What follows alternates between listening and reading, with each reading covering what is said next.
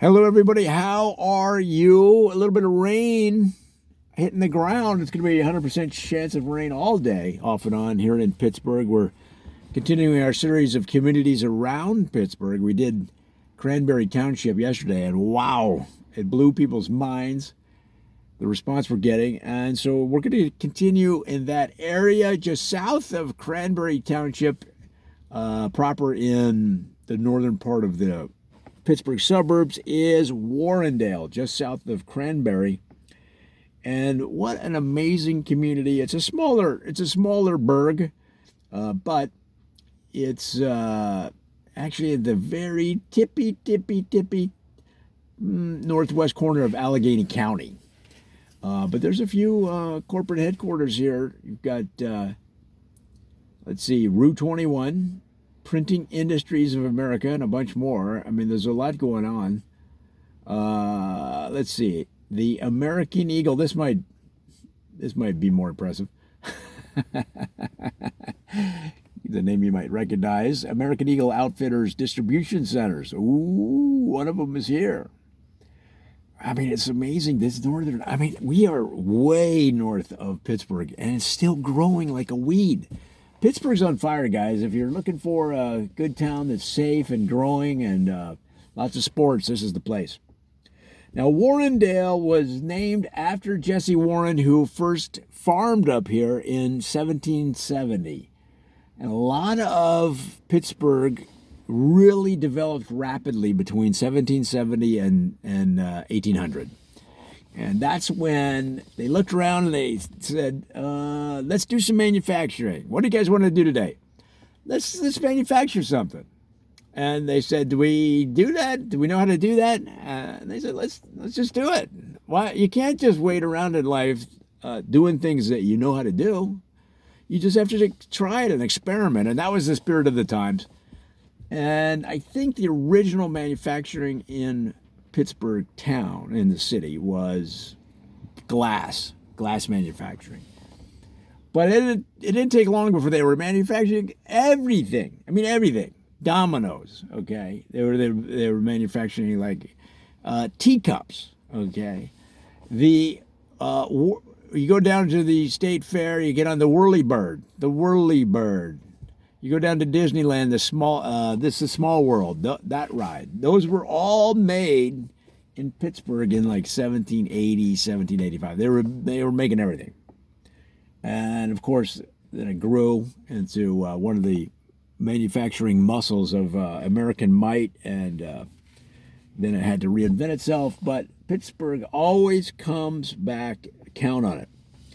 Now, Jesse Warren, of course, they named the town after him, Warrendale. I don't know if it's a borough like many of the western towns, eastern towns east of Pittsburgh are boroughs. I don't know the difference. Somebody explain that to me. But now you have Elizabeth Warren, who came from here.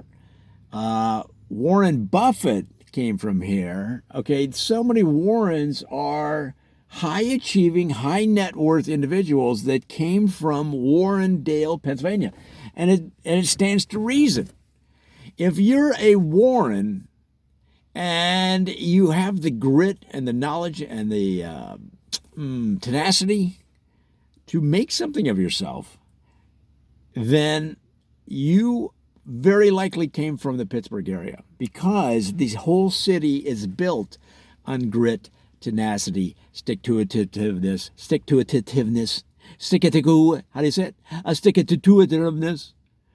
hard work, and loyalty. And those are the qualities that a lot of Warrens in public life display. Now, how is that possible, though, up here where, those people are no spring chickens? Elizabeth Warren is like 110 or something like that. Warren Buffett's, 140, or I don't know.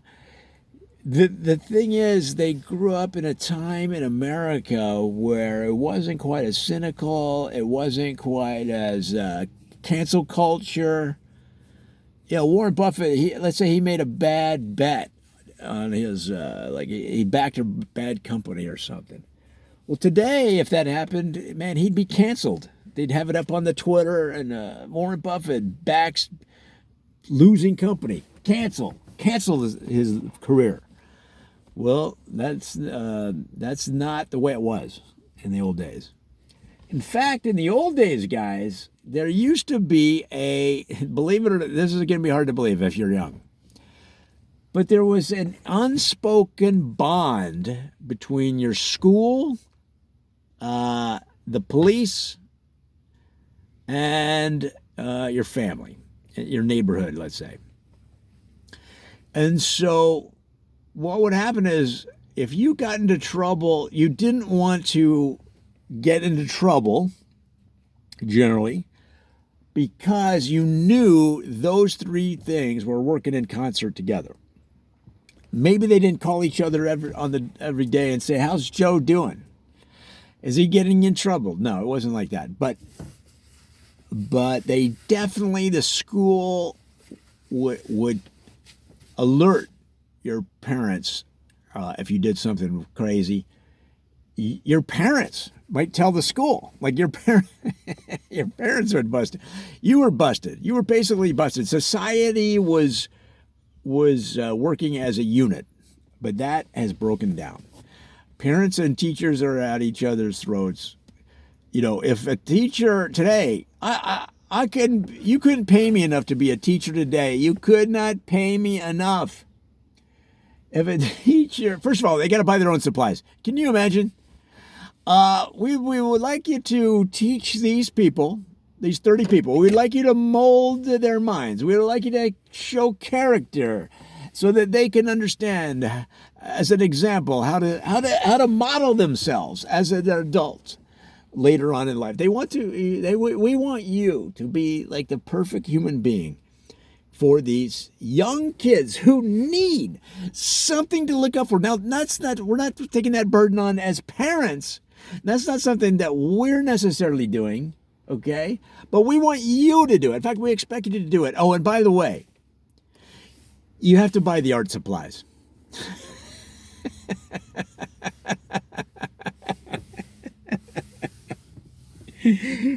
Just as a quick aside, you're going to need to buy paper and pencils for 35 people.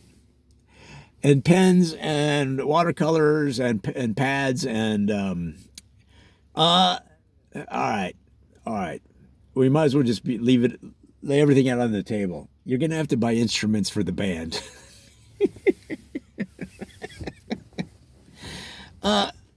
Kid comes home, Mom. How's school today, Junior? Mom, I got to band class and I wanted to play the trumpet and they didn't have it.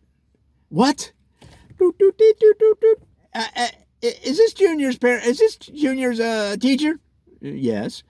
Junior tells me he got to band, fully expecting to play the trumpet. You know he loves the trumpet. And what? You did have a trumpet for him?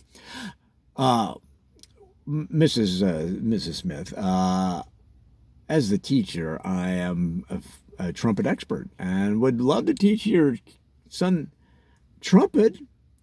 However, due to cutbacks at the school, because the last 3 tax resolutions to increase spending on education in the county were voted down by the residents, there's not enough money to buy a trumpet. We don't have any trumpets.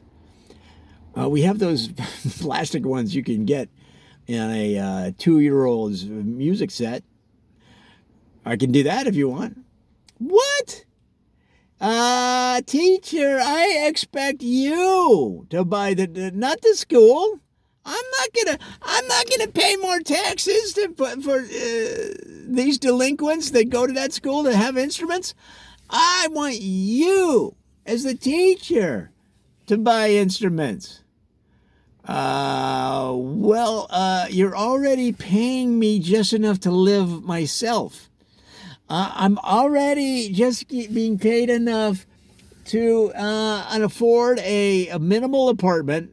It's a studio. It's the size of a parking spot at a local mall. But it gives me enough room to lay down on the ground surrounded by my friends the cockroaches, who have now devolved into doing a nightly musical for me so I can get to sleep. Then I have enough room to pay for. I have enough money to pay for my 1983 Carmen Ghia. That's a 4-cylinder car that is currently running on 1 cylinder. So it has a top speed of 9 miles an hour, but it does get me to school. Okay, I have just enough money for those items. I don't have enough money because you don't pay teachers in this society. I don't have enough money to buy your kid a trumpet. I'm sorry. Yes, I am going to get on social media right now, and I'm outraged. I'm outraged. I'm going to get on social media right now and complain, and I'm going to get on all the teacher sites, the teacher rating sites, and you are done. You are canceled.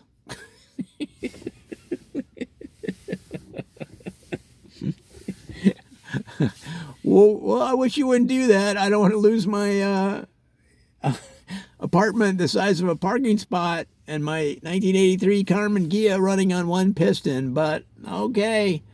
I'll just go into the private sector. Okay. So, what led to all that? I don't know. So, Warrendale is not like that at all. And this whole area of town is Boom City, guys. And Boom City means tax revenue. And it usually means good schools. And I assume all that's going on up here. Now, again, I'm just going by what somebody told me. I'm not an expert on Pittsburgh. I'm actually a Cleveland Browns fan. Don't shoot me. Please do not shoot me while I'm in your city. And I'm just going by, I was over at a pharmacy getting my prescription for my Propecia filled. And that's a hair-growing concoction and that you rub into your head. And then, for some reason, I've been rubbing it onto my arms, too, trying to get a little more manly arms. I've been rubbing it on my chest, trying to get a hairy chest. And somebody behind me in line heard me talking about this video series, and they said, man, you gotta talk about Warrendale. Because Warrendale is a major source of very successful Warrens in this country. And I said, all right. Now, you say, well, you're saying to me, wait a minute, you talked to a random person in line about Warrendale and they said Elizabeth Warren was from here and everything? I said, yeah. Look, I don't know the area, and they had on, the guy had on a Warrendale or bust t-shirt, okay? He said, Warrendale #1, Cranberry is no fun. Cranberry, the town he's referring to. I assume they're rivals in the local high school athletic leagues. I don't know. But the point is, they're local.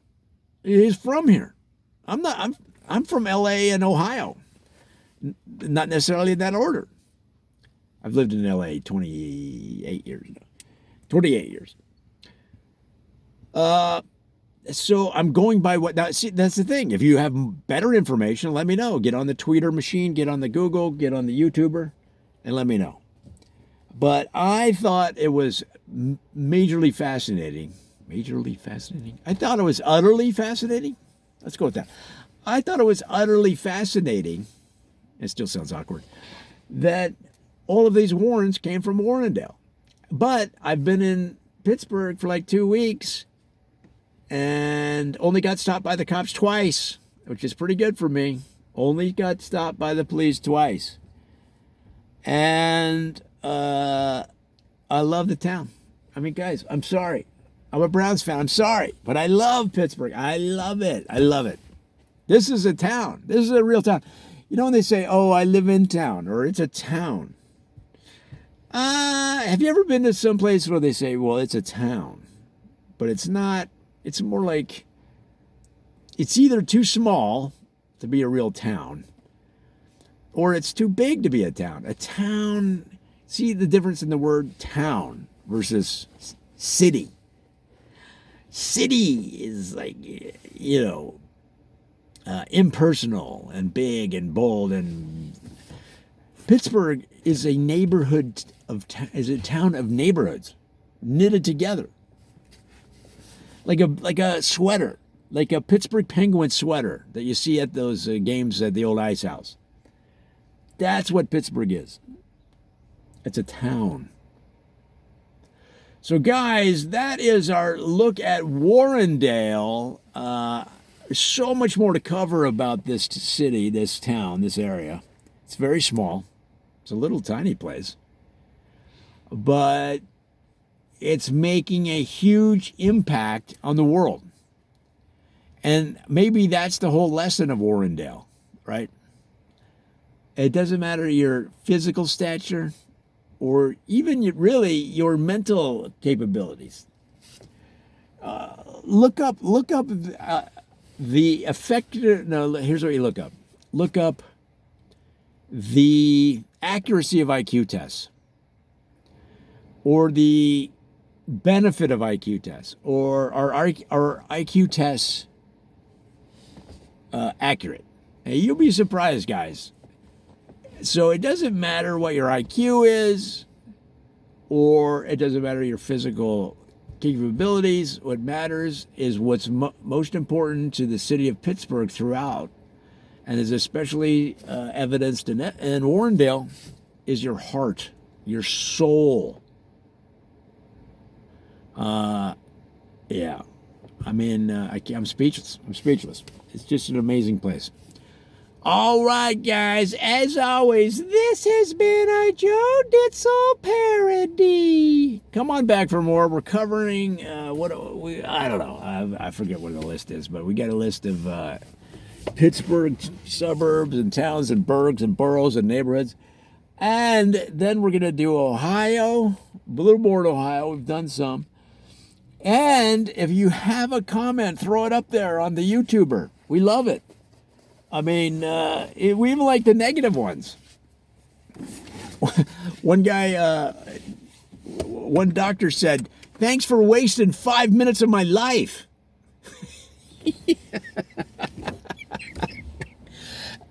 Sorry, doctor.